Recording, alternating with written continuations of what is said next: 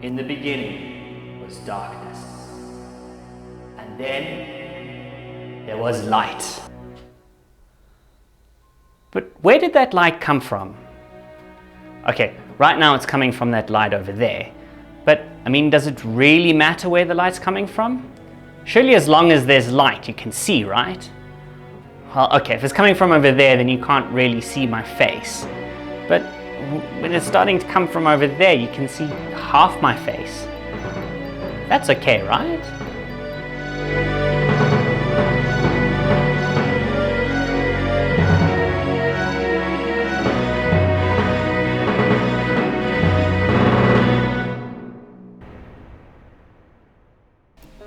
The world is full of wonderful things to see. But one could argue that all we really see is light. But where does this light come from? During the day, most of the light we see comes from that big shiny thing in the sky that hurts to look at, the sun. There is one factor that makes the sun a unique light source for us on Earth. Its distance from us.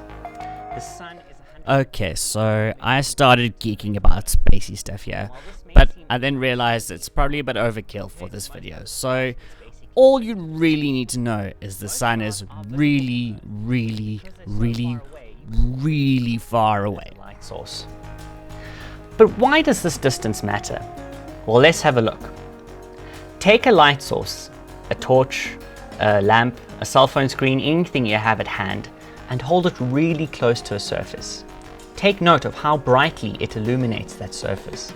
Then very, very slowly move it further away from that surface. You'll see at first it gets darker quite quickly, but as you get further and further away, the brightness changes more and more slowly until eventually you can't really notice the difference.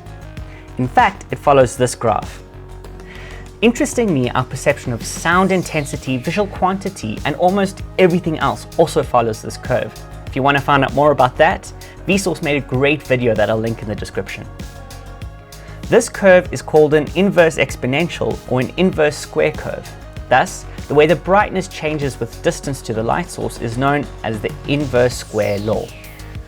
Basically, just remember that the closer something is to a light source, the more you'll notice changes of intensity as it moves closer and further away from it. With the sun being so far away, an object on the ground or an object 100 meters in the air are essentially illuminated by the sun with the same intensity. If that light source were on the ground, however, the difference in brightness between the two objects would be night and day. The other thing that's important about the sun being so far away is that it means it lights the Earth through the atmosphere. This helps to diffuse the light. You see, as the light enters the Earth's atmosphere, some of it will carry on and hit the Earth's surface directly, but some of it will reflect off of particles in the atmosphere. Some of this reflected light will bounce straight back into space, but some of it will keep bouncing around from particle to particle until it also hits the Earth's surface, often from a different angle. This effect is more clearly seen on a cloudy day, as there are more reflective particles in the atmosphere. This is also why on a cloudy day, you don't really see very well-defined shadows. All this bouncing is also why it's still light before the sunrise and after the sun sets. Of course, this sort of reflection also happens off of objects on the Earth's surface, and the amount of light reflected is largely due to the color of the surface, but we'll get into that in more detail in the next episode.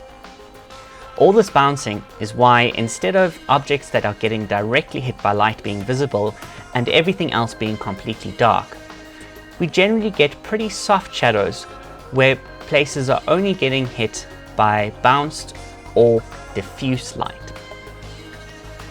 All of these factors mean that the way we're most used to seeing the world, the way that feels the most natural, and the way that makes us feel the most comfortable, is fairly evenly lit with very few strong shadows. In the world of computer graphics, this is best achieved using an HDRI. An HDRI is a spherical image with a large amount of information about the brightness. This allows us to light our scene from every conceivable angle. Of course, in the real world, this isn't really possible, so instead we use multiple lights from multiple angles to try achieve the same thing.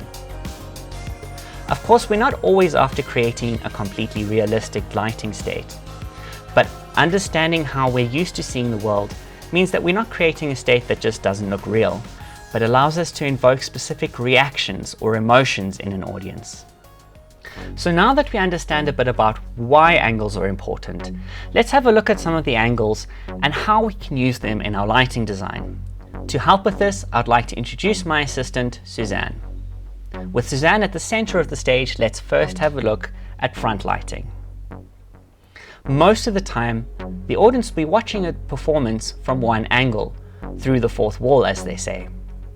So lighting from the front reveals the most detail to the audience. Using a single source from dead on like this reveals a fair amount of information, but for anyone not sitting directly in line with the light, it creates some fairly unnatural shadows. These don't necessarily look disturbing, just unnatural. They create the kind of shadows that give a typical spotlight feel, something like you'd get in a concert or during a speech. This is the simplest thing to do, but if you want to create a scene that feels a bit more natural, the best thing to do is to use two lights from about a 45-degree angle from either side. This means that any shadows created by one light will get filled in from the other. There is a bit more we can do to help with this, but we'll get into that later on in the series. So that 45-degree angle really helps. But what happens if we keep rotating it around? Let's move our light so that we're lighting Suzanne directly from the side. If we have just one light source from this angle, we can see how much deeper the shadows get. This sort of angle is often used in film and TV for very dramatic close-ups. These deep shadows help to create a very moody look. We can see this type of lighting in nature during a sunset. Have you ever noticed that in a sunset, everything feels more romantic or emotional? Have a look at the angle of the sun. Photographers often call this time of day golden hour or magic hour. Part of what makes this angle feel so moody is that it reveals more about the shape of what it's lighting. And this reason is why side lighting is the primary angle for dance. In dance, it is the movement and shape of the dancers that takes the audience on a journey.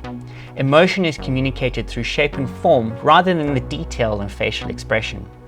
Where front lighting helps us feel comfortable and reveals detail to us, side lighting makes us feel more emotional and reveals more about the form. Right, so what happens if we keep rotating our light even more?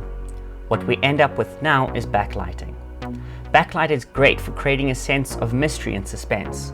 As you can see, we can still see the general shape of Suzanne, but only her outline, none of the details. When you use backlight on its own like this, it's called a silhouette. A silhouette can be great for creating a dramatic entrance, or in dance if you still want to show the shape of the dancer but without any of the details.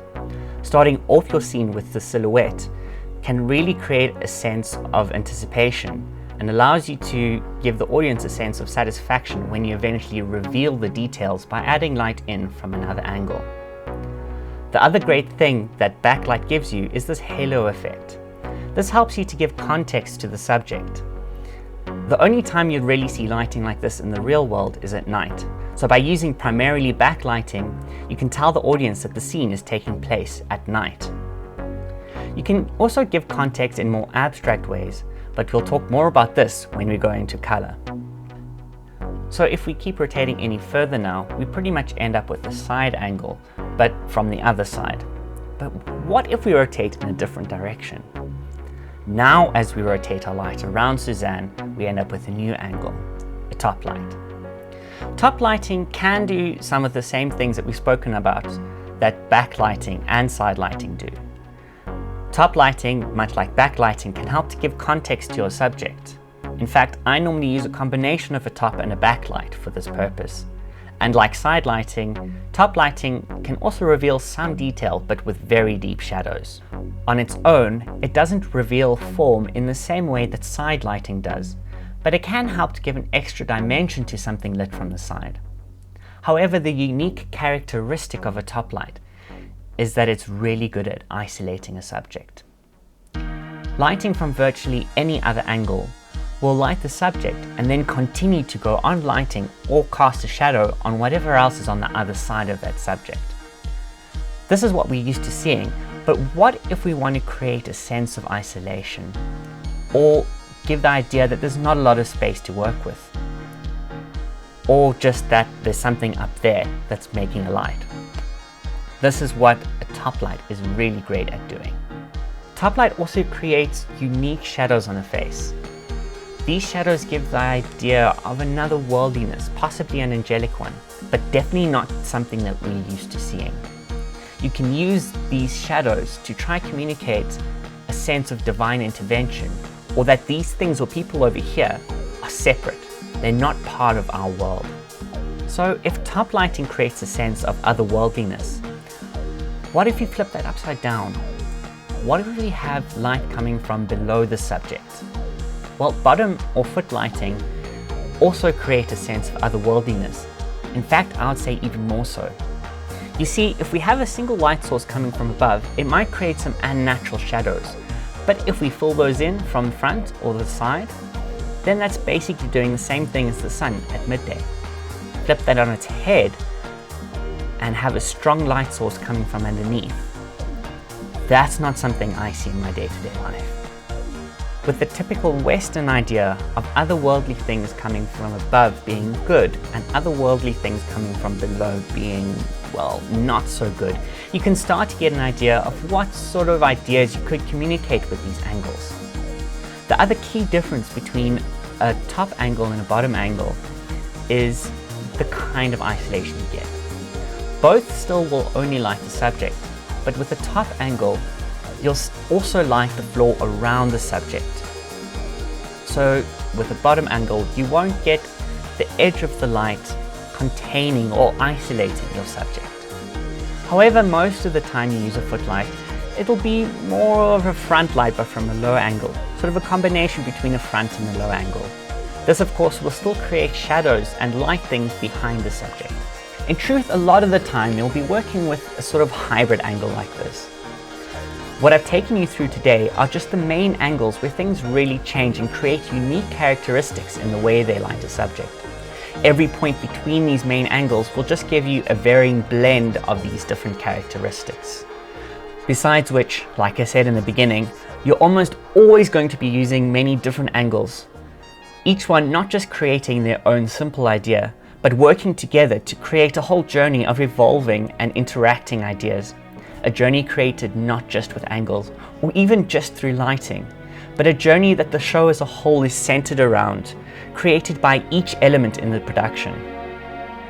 So now that we understand a little bit about how to shape and mold this journey with angles, it's time to add some color to it. But we'll do that in the next video.